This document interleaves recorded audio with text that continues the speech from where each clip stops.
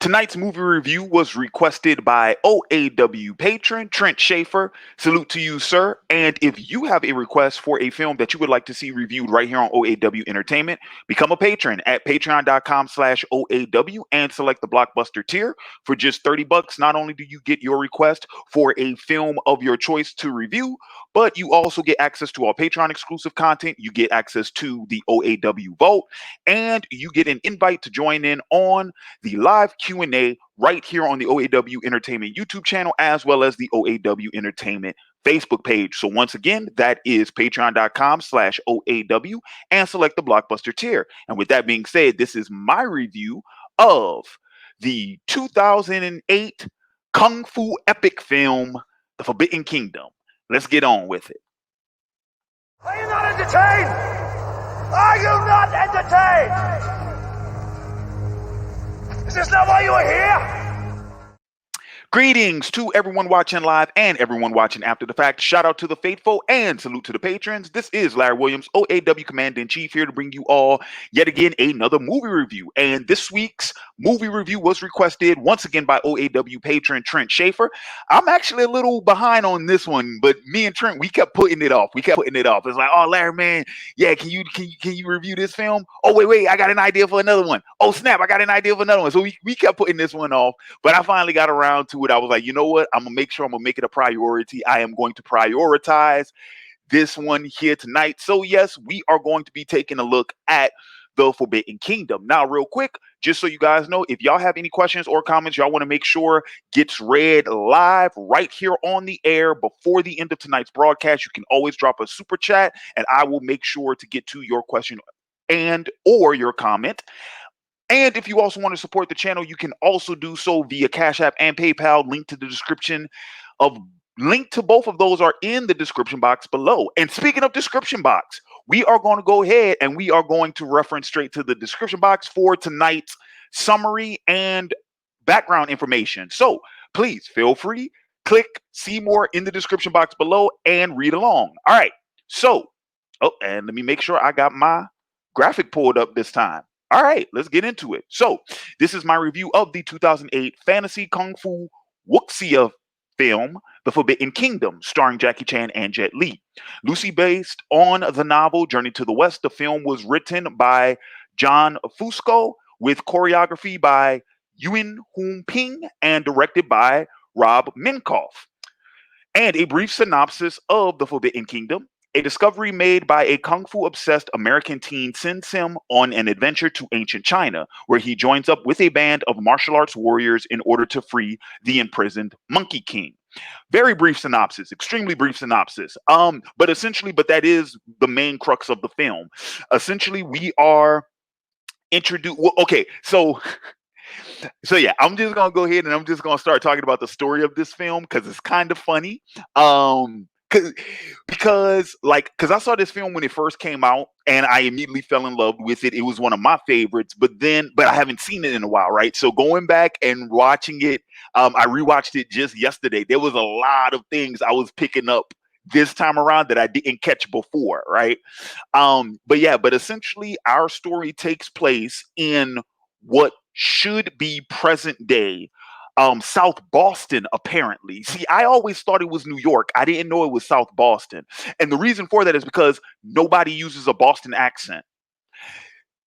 So, number one, to say that it's Boston in the first place, but number two, that it's Southie and no one has a Boston accent, dude, that totally kind of took me out of the film. But apparently, the film does take place in present day, so circa 2008, South Boston, where we get introduced to our main character, Jason, which for the record, we barely ever even say his name throughout the course of the film, but never mind that. So Jason is a young Caucasian American teen, and but he is like a huge fan of kung fu films, right?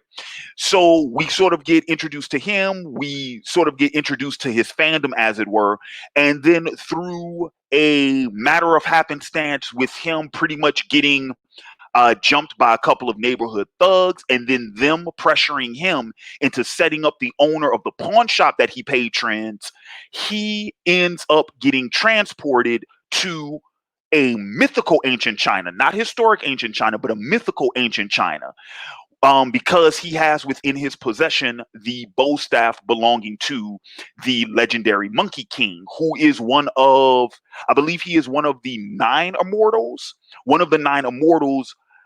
in that realm. He so the story goes, in the film, according to the legend, right? The legend goes that the Monkey King was a rival of the Jade Emperor, of the Jade Warlord, who is another one of said immortals. And after the Jade Emperor, who is pretty much our top deity, our top immortal, after he and his wife leave the land, the warlord disobeys the emperor's mandate to leave the Monkey King be and instead challenges him to a duel where eventually the Monkey King is tricked and imprisoned. And so fast forward to where our story takes place in this film, when Jason is transported to this mythical land, he finds out that I guess you could say it's pretty much his destiny, or he takes up the quest to return that bow staff to the Monkey King, thereby freeing him, returning his power, and allowing him to finally take down the Jade Warlord. In the course of said events, he is joined by a scholar, I guess you can call her an assassin, and a monk, and they journey together across this mythical Chinese land in order to fulfill this prophecy. That's pretty much the story in a nutshell. So how does the story hold up? Okay, so like I said, there are a couple of things that I recognized on this rewatch, and I'm like, okay, some of those things don't make sense. I'm gonna break it down to you guys. And I will probably go ahead and take this opportunity to be talking about the characters interchangeably, because a lot of the criticisms I have about this film do pertain to the characters as well. But once I get into my discussion, I'll let y'all know how that pans out. If I want to just do story and then characters, or both at the same time. But story wise, like I said, the setting the setting had me guessing for a couple of things. So, like I said, number one, the biggest thing is the fact that it's supposed to take place in South Boston. No one has a Boston accent. And take it from look, dude, I've never been to Boston, but I know people from Boston, and they tell me that everyone in Boston has a Boston accent if they're from Boston. So, that's number one. Number two, the time period was a little bit difficult to pinpoint at the start of the film, and that's because when we see Jason's room, um, two things I noticed. Jason has an N64 and a Dreamcast on the top shelf of his little entertainment center where his television is, tube television, mind you, right? And I'm like, dude, wait a minute. Is this the 90s or is this '08? It's not until later when we find out that the pawn shop owner has an Xbox 360 in his shop. That's when I'm like, okay, yeah, because because the 360 came out in '05. Yeah, by 2008, you could have found one in a pawn shop. So yeah, okay, I believe that. I believe that. So apparently it does take place in 2008. What's weird about that though is that's the only thing about this film that is 2008. Everything else, from the writing to the manner in which the characters are depicted, to some of their dialogue and some of their interactions, this feels like a mid 90s film. This feels like this film could have come out circa 97 or 99. Like, it very much feels like a late 90s, maybe even an early 2000s film. So that's another thing I sort of noticed. But writing wise, I will say this. Our opening in the modern world actually is not bad. It Because it's all setup, right? And the setup is not bad. It's not bad at all. For the most part, I actually think it's fine. The setup does not become an issue until the end of the film. And I'll get into a little bit more detail about that when I start talking about the characters individually, because there's something with Jason. There's a glaring issue with Jason that does not get resolved in this film. And I'm going to come back to that. But outside of that, So yeah, the opening in the real world, all of that I think is perfectly fine. It actually is some of the best is some of the best comedy in the film because the pawn shop owner is played by Jackie Chan, and so Jackie has like this old man prosthetic makeup and whatnot on, and but the banter between him and Jason, I really like, and I dig that those two characters would have that type of relationship, because it's pretty much it's just the old man who owns the pawn shop and one of his like best customers or most loyal customers. So and then of course because it's an old Chinese man and it's they even make the crack. It's like, oh, white boy likes kung fu, right? Like they make a crack about that. So like I buy that him and Hop is the pawn shop owner.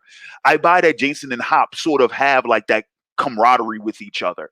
But like I said, there's something about that though. I'm gonna bring up in a minute, so y'all bear with me now because I don't want to lose my train of thought. All right. So once we do get into the mythical world, right? All right. So another issue I'll just throw out there. This is one of those like prophecy based plots, which I have issues with most of those just because for the most part they are written lazy. Here's the thing. I don't think this film needed a prophecy. I don't think it did. Because it wouldn't have mattered. It wouldn't have mattered. The second Jason showed up and he runs into Luan, who is Jackie Chan's the main character that Jackie Chan plays, right? The scholar, right? Luan, not Luan, Luan, Luan. Anywho, the second he runs into him, when Lou recognizes the bow staff, that's it. Once Lou recognizes the bow staff, all he has to say is, "Oh, that's the Monkey King's bow staff. Oh, who? This is the Monkey King. This is what happened to him. This is why that staff is so important. Oh, you know what? We need to get that staff to the Monkey King." That's it. You didn't need a prophecy. So yeah, that's number one. And then in terms of plot, I mean, the plot is pretty straightforward. The characters are traveling across the land. They're trying to get to the Forbidden Kingdom, right? The Jade Fortress. That's where they're going. And in on the way there, they meet adversaries and they fight. They meet new companions and they fight. And meanwhile, Jason is undergoing his martial arts training. Plot wise, it's totally fine. I think I just think there are some execution issues.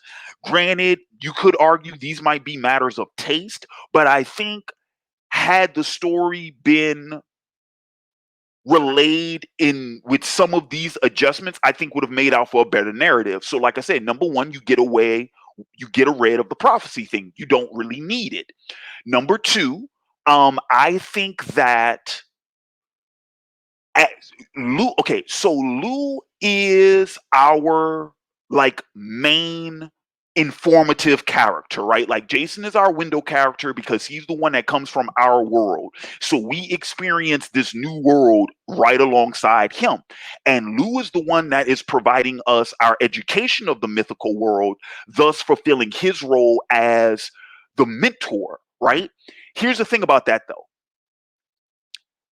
Lou gives us all of our information, and I feel like that responsibility should have been split up across the main characters. So, one of the biggest criticisms I have about what we do with the character of Sparrow, Sparrow does not have.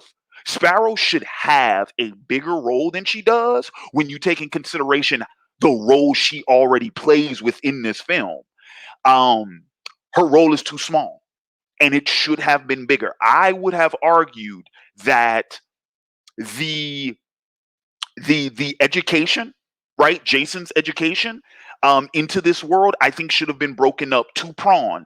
I think the it should have been broken up as by like the lifestyle of said world versus the legends of said world, right? So when it comes to things about like what's going on in the land politically, what's happening with the villagers, what's happening with the Jade Army and the Jade Warlord, and like what is life like for the people that live here, that should have came from Sparrow, especially given her backstory. Whereas all of the folklore, right, all of the folklore and all of the philosophy and things like that, the grander ideas, I think that should have come from Lou. Instead, all of it comes from Lou, and I'm like, but Lou doesn't deal with this directly in the same way that Sparrow does. That's why I said that's sort of like a missed opportunity. Also consider this too.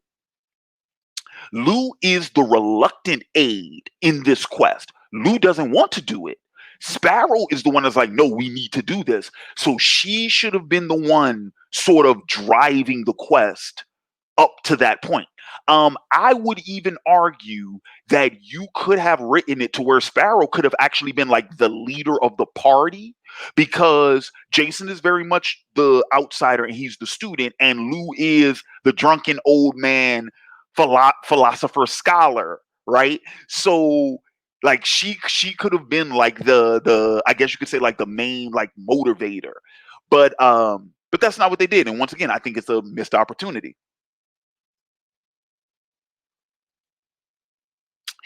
And then I would probably say the other thing that the story is really missing. So, okay, so here's the thing. This film, given, the people involved, because it's the first collaboration with Jackie Chan and Jet Li, which, speaking of which, I'll go ahead and I'll click over to my next graphic. But so this film, given all the people that's involved, first collaboration with Jackie Chan and Jet Li, and so on and so forth, right? Like the film portrays itself as sort of like this love letter to the martial arts, where I would go as far as to say that it's not a love letter to the martial arts specifically, so much so as it is a love letter to martial arts films, because with all the references and all the name drops and all the callbacks to some of those older films, like you can see like this is sort of paying homage to them, which is why I have always said this whenever I told people about this movie. I have always said this is a great gateway film. If you have a person who is sort of interested in like martial arts and martial arts cinema, but they haven't seen a lot of it and they're American, this is not a bad film to start them off with, because it's written and it's composed in a way to where it's making this material easy to digest, and it's it's offering itself to the audience in a manner in which it's like, okay, well, I kind of like this, I kind of like that, but oh, that sort of piqued my interest, so maybe I might look into that. Or, ooh, I really like this actor. What else has he been in? You know what I'm saying? So it's sort of it's a nice sampler. You know what I'm saying? For someone who might not be familiar with, say, Bruce Lee or the Shaw brothers or anything like that, right? So, but the thing about that is there's a lot of romanticization of the martial arts in this film, and there's a lot of like pageantry, and but I don't think it actually gets into the heart of learning martial arts. So it's, I mean, dude, like martial arts is a grueling discipline, and also, granted, there is a lot of like philosophy and religion and stuff that ties into it, but by and large, remember, it's a martial art. It is the art of military. Okay, you are learning to fight. All right, you are learning to turn your body into a weapon so that you can defend yourself. Right. I don't think we get that point across. And I don't think that the story is necessarily Well, I don't think that's a priority for the story. I don't think it's occupied with that, and I think it should. I think it should because there are important because there are always ramifications, right? There are always consequences for actions, right? And so we are talking about watching this young man sort of become this warrior, but we don't really dwell into the potential consequences that can come from that, you know? And I think it kind of does matter. So let's see. What else? For the most part, that's all I really have to say about the story. But like I said, plot wise, it's fine. It is cookie cutter. It's kind of generic. You can kind of see it coming. But for the film, because let's be real about this, it's kind of like DBZ, right? We're not overly concerned with the story. We're here for the fights, right? So that being said, the story isn't really that big of an issue. Um, so yeah. But since I just brought them up, let's talk about the fights. The fights are actually good. The fights are actually good. I dug them. I would go as far as to say, surprisingly, because I'm pretty sure a lot of people are like, "Oh yeah, Jet Li and Jackie Chan's fight is the best one in the movie." I would disagree. Actually, I actually think that the two fights, both of them, the first and the second fight, between the Monkey King, who is portrayed by Jet Li, the Monkey King, and yes, so real quick, I have to throw this out there because I was going to wait until I got to the character section, but I'm pretty sure some of y'all watching this might be confused with what I just said. Yes, Jackie Chan and Jet Li play multiple roles in this movie because Jackie is Hop and he's Lou, and Jet Li is the monk and the Monkey King. So they play more than one role in this movie.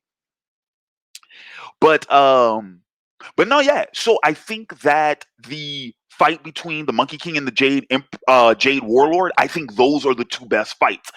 It could be because they're using weapons in those fights. It could also be because they use more effects in those fights as opposed to Jet Li and Jackie's fight, which is mostly all practical for the most part. There's some wire work, but most of it is practical. So maybe maybe it's that the Monkey King and the Jade Warlord's fight is like more spectacular, but dude, just from a choreography sense, it feels it looks better, it looks cleaner, it's crisper. Um and of course the stakes are higher during those fights. So it brings sort of it brings more of an intensity to it. And by the time we get to the climax, when they have their big rematch, like we've been anticipating it the entire movie. So yeah, we're excited to see it. Now that's not to say that Jackie and Jet's fight isn't good, but I I guess I would say that the first time I watched this, and even with the rewatch, I got exactly what I expected to get from a Jackie Chan Jet Li fight scene. As opposed to with the Monkey King scenes, I was surprised. So I guess that's where I would make that big distinction because each one of them is doing what they do the best. So if you're familiar with their work, you kind of know what to anticipate. Whereas Jet Li as the Monkey King dude is a totally different thing, and I'm actually about to get into that right now. Actually, I'm going to start with that right now. Because now I want to talk about the characters, and like I said, dude, Jet Li is probably the he's one of the best performances in the film. I won't say he's the breakout performance. I actually think Colin Cho, who is Colin Cho, who plays the Jade Warlord, he's actually the breakout performance in my opinion because his portrayal of him, like he does that like soft spoken intensity, like he does that like serene intimidation, really, really, really, really well. Like he plays quiet, really, really, really, really well. And that brings with it a level of like that brings with it a sinisterness that is that is very entertaining. He's really really good at that. Oh, and his facial expressions, to say that he's stoic throughout most of the film, when he does sort of emote, it's really like, whoa. So yeah, his, I would say, is the breakout performance. But with that being said, Jet Li, dude. So Jet Li as the monk is pretty much Jet Li, right? Like that's what I expect from Jet Li. But him as the Monkey King, dude, is something special. You can tell he's enjoying himself. You can tell he's having fun with the role. He looks great in the costume. He looks great in the makeup. Um, but you can tell, like, he is really, he looks like a kid in a sandbox with a pail full of toys, and he's just going to town.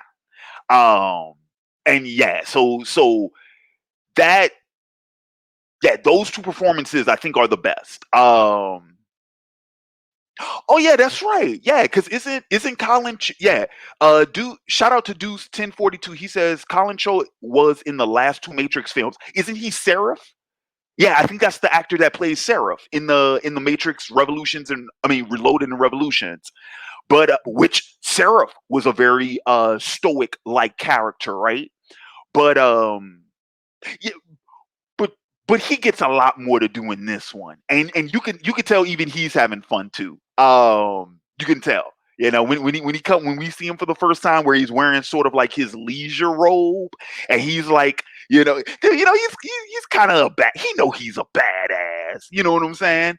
Uh, yeah, he's having fun with this too. But those I would probably say are like the best two performances, right? And then of course Jackie is great, as he always is. Like I said, the only problems I had with Jackie was his how his character was written at in some points, but for the most part, he's good. I just wish he did not have to like carry the film by himself, because in the first, until we get introduced to the monk character, it does feel like Jackie is kind of carrying this film by himself, and I don't really like that. Now, so real quick, I'm going, okay. Actually, before I get to Jason, I am going to talk about Lou. Oh man, how do you pronounce her last name? Yife, Yife, Lou Lou Yife, who plays Sparrow. Because, like I said, I think Sparrow should have had a bigger part. Um, the girl's good. Oh, and it didn't even occur to me until I looked her up earlier today. She is actually she's going to be Mulan in the live action Disney remake. And it's funny because I didn't recognize her at first. I was like, "Oh snap, that is her." But yeah, she's good. She's good. I buy her performance. The fact that her character speaks in third person the whole movie is sort of like WTF. But there was a point to it, because that changes in the third act, and then once you realize why that was the way it was, it's like, oh, okay, so that's what they were doing with that. But other than that, like I said, like, she's actually good. I think her character is written well enough, but not as good as it could have been. She could have been a much bigger character. So yeah, so that's my thoughts on that. And like I said, like, I think her and Jackie should have been the one sort of like, you know, carrying that movie. And then that is going to bring me to my man Michael Angelino. Um Angerano. Angerano. Um who plays Jason. That's going to bring me to him. First and foremost, he's a good actor. Really good actor. I've seen him in multiple things before. Hell, he's been nominated, because I didn't even know he was on what is this? This Is Us, that TV show. This Is Us, and apparently he got a an Emmy nomination for his performance on that. So I've always like, he's a good actor. Okay, his performance is not the problem. It's the way Jason's written. Once again, that's the problem. And I'm gonna tell y'all the biggest problem. Okay. So, minor spoiler. What gets the whole movie kicked off in the first place is the fact that at the beginning of the film, when Jason is coming from Hop's pawn shop, he gets jumped by some neighborhood thugs, and then they use him to go back to Hop's pawn shop late at night, right? So that they can break in and rob him. So essentially, like, here's the thing. Essentially, Jason sort of sets Hop up to get robbed. Now, he didn't do it intentionally, right? Of course, he was coerced. And we didn't even know at the time, which I think they should have introduced this into the film earlier. The main thug was carrying. And we didn't know that until he uses his pistol in the shop. But I would have bought it more had he actually held Jason at gunpoint. Because I'm like, okay, now I know why Jason would do that. Because I don't know why Jason does what he does. I don't know why. Oh snap. First super chat of the evening, $2 super chat from Trent. I'll try to hop in, Larry. Trent, I'm almost done, bro. I'm almost done. my bad, bro. I'm almost done though. I mean, if you want to, let me know. I'll shoot you the link. But I am almost done, man. I'm gonna be wrapped up in like 10 minutes, bro. Um. So So yeah. So the thing is, given what we have in the film, I don't know why Jason sets up Hop. You can make the argument, oh, because clearly he's being intimidated. He was afraid. He didn't know what else to do. Okay, fine. But I don't think Jason's character would actually do that. And I'm going to tell you why. Because the entire film, I was looking for Jason's character arc because he actually doesn't have one in the film, which is the most disappointing thing about the movie because your main character does not actually have a character arc. He spends the entire film learning martial arts and that's it. But remember what I said about how there's a lot of romanticizing of the martial arts without hitting at any of the real issues about the martial arts? Well, that kind of plays into Jason's journey as well because it's like, oh, we're teaching him kung fu. To what end? Oh, so he can defend himself. And then what? Like, what are you teaching him about maturity? What are you teaching him about responsibility? What are you teaching him about accountability? What are you teaching him about manhood? What are you teaching him about war?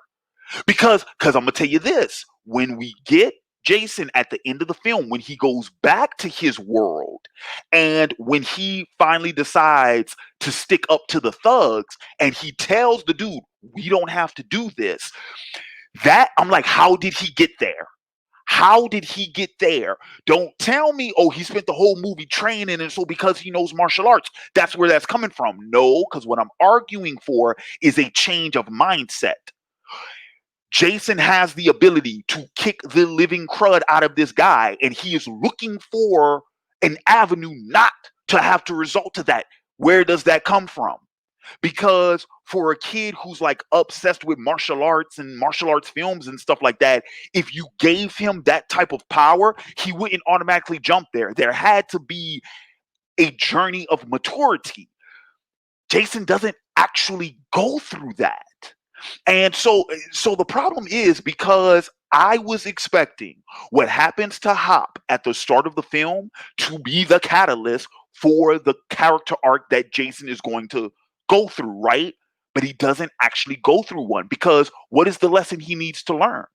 What is the character flaw that he's missing? Is it that he's cowardly?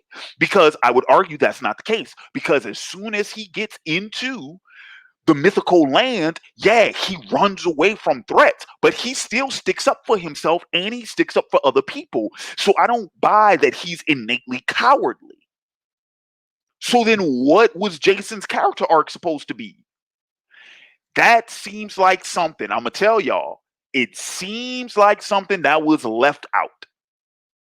It seems like something that was left out of the film. I think at some point, because, and I'm going to say that, Here's another $2 super chat. Little Bing Bing wifey AF. I don't get it. I don't get it. You'll have to fill me in with that later. Um, so where was I going with this? So yeah, okay, yeah, something that I felt was left out, and I'm gonna tell you why. There's a scene in the film.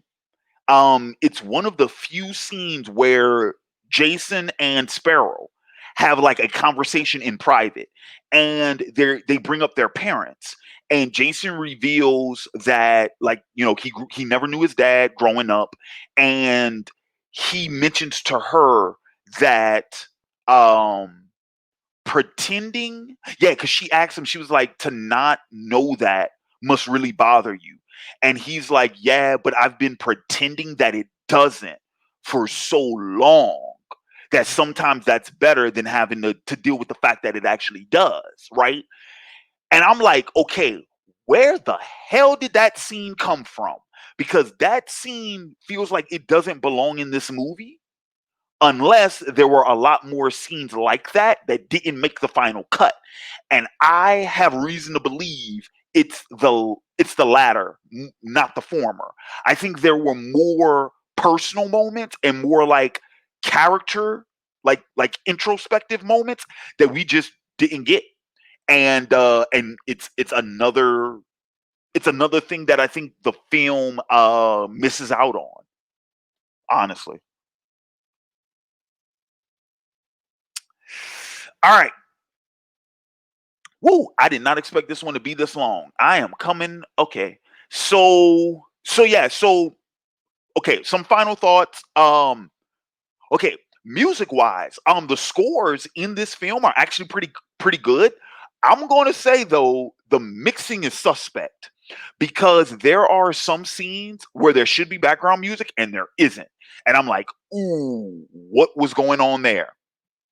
I don't know. I can't explain it, but it yeah, something was up with that.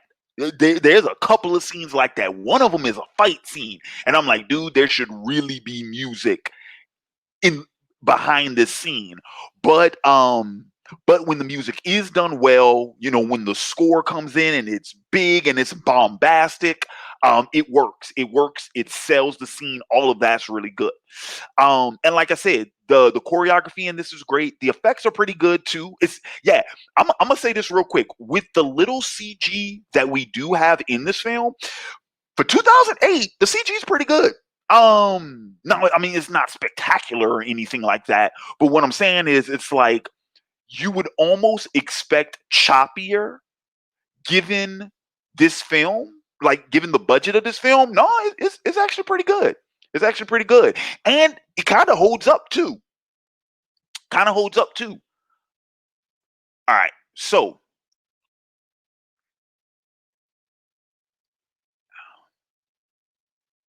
oh, now I get it. Trent is talking about Lee being big. Oh, that must be old girl that plays the witch. Yeah, she is cute. Yep, yep, yep. He just put it right here. The lavender haired witch. Yeah, yeah, she is cute. She is cute. Um, Another thing, dude. Why? Okay, since you brought up the witch, dude. Why, dude? It's like she doesn't even show up until like the second half of the movie. I'm like, dude, she should have been there from Jump Street. Um, cause she was really good too. She should have been there from Jump Street. All right, guys. So yeah, so pretty much, what are my final thoughts on the Forbidden Kingdom? Like I said, um, even with all the criticisms I had about the film, right? Even with all the criticisms I had about the film, I still think it's a fine film. Like I said, it's a really good gateway film. So, like for any of you guys, oh, and here's the thing too. Other than a couple of like language, for the most part, dude, because I think this is PG. You can show this to kids. It's not too violent, and like I said, I think the B word and the S word is in it. Dropped once, and that's it. Like there's no F bomb or anything like that. You can actually show this to kids. So like I would recommend it just in that. Like if you have a kid who, maybe they're, like they have an interest in martial arts, but maybe they only have seen like Ninja Turtles, Power Rangers, and Dragon Ball Z, this would not be a bad film to show them. To be like, oh, like, do you know Jackie Chan or do you know Jet Li? And they're like, who's that? And it's like, oh, well, check this out. Yeah, it's a good introduction film, I think, for a lot of people who may not be familiar with martial arts films. Because like I say, unless you want to just throw them to, give them Crouching Tiger, give them Hero, give them, Police Story, give them, if you want to just throw them to the wolves, by all means. But this isn't a bad way of helping with that introduction. I think it's very good in that.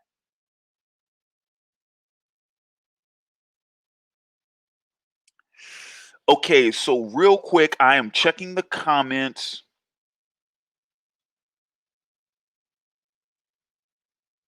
So another, I'm gonna do another shout out to my man Deuce 1042. He says, I think this film could have used a different lead character. I kind of wish it was a foreign language film and wasn't so Americanized. Okay, so I've read criticisms about that because people have talked about like, there's so much cultural appropriation in it, and this is and the other. I'm like, but once again, remember what I just said about this being a introduction film? Like that's sort of the point of it. What the film, what I think the film is attempting to do is to the film is attempting to introduce these elements and these films and this culture to a primary American audience. So the conceit, the setup is that we're going once again who Jason is, as what who Jason is, what Jason is. We're going to take one of you, the audience, and we're going to pull you into our world. And like that's kind of what the point is. It's and for the record, here's another thing too though. It's more earnest in that. Because it doesn't have some weird conceit like the Great Wall, where it's like, oh, like what the hell are all these Western immigrants doing in fucking feudal China? You know what I'm saying? Like no, it's like do you guys I don't man, I'm about to show my age. Do you guys remember there's an old Disney film called A Kid in King Arthur's Court? Do y'all remember that movie? That's what this is. That's what this is. It's sort of like a kid in King Arthur's court. We're just taking one of you, you everyday, Americans, and we're going to drop you in the middle of this fantasy land where you get to sort of like live out your own like wuxia film fantasy. Yes, it is a power fantasy. It's a power fantasy. Very much so. But that's kind of the point. And it doesn't BS about it. That's why I can at least excuse it for that. I see the criticism though. Don't get me wrong. I do see the criticism, but I can excuse it.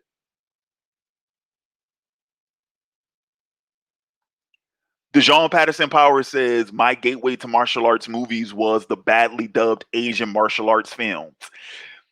Yeah, I would not recommend those unless you're already initiated.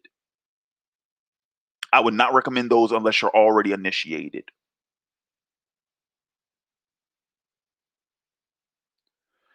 Um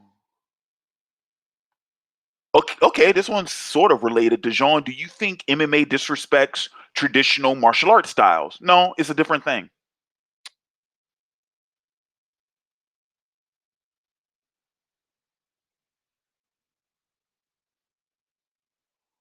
It's a different thing. All right.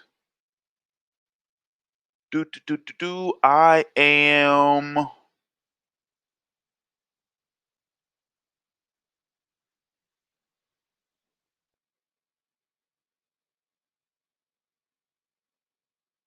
okay. I see a comment I feel the need to address because this is a good one. DeJean Patterson Power says, do all characters need an arc or character development? Is there a character who is good character without an arc in or character development? No. That's what makes a character. What you're talking about is a set piece, not a character. You're talking about Sakura, not Naruto. You're talking about Tintin, not Rock Lee. When you tell me you have a character without an arc or without development, you're pretty much just talking about a set piece. Every character should have an arc, even if it's a subtle one, even if it's a small one. Every character should have an arc. Should being the operative term, unless once again they're just a set piece. The shop owner, right? The innkeeper, the waitress, the bartender, the pizza delivery guy. Unless they're just a set, unless they're just an extra, they need to have a character arc.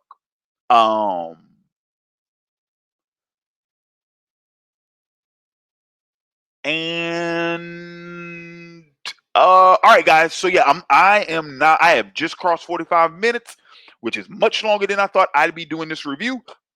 But yes, Deuce 1042. Yes, Goku he actually does have an arc. He does.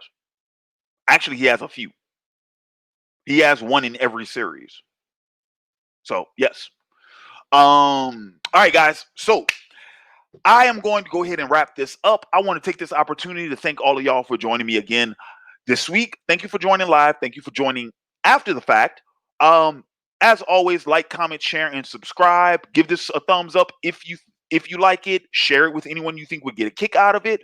Though that always helps immensely to support the channel as well. Sharing on social media, sharing on Facebook, Twitter, all of that jazz helps immensely. And last but certainly not least, I want to go ahead and give another shout out to my man, OAW patron Trent Schaefer. Thanks so much again for the request. Thanks so much for supporting the channel, Trent. I really appreciate all your help, my man. All right, so and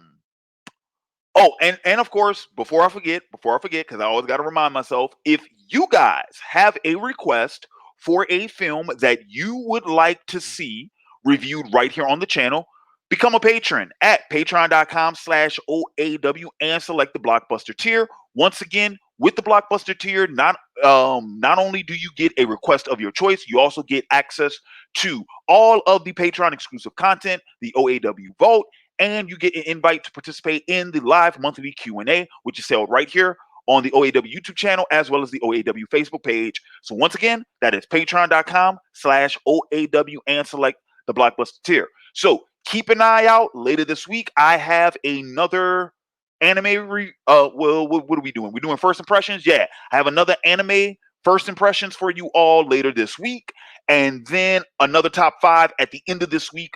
So stay tuned. And with that being said, this has been Larry Williams, OAW Commander-in-Chief. I'm signing off. And until next time, peace. Are you not entertained? Are you not entertained? Is this not why you are here?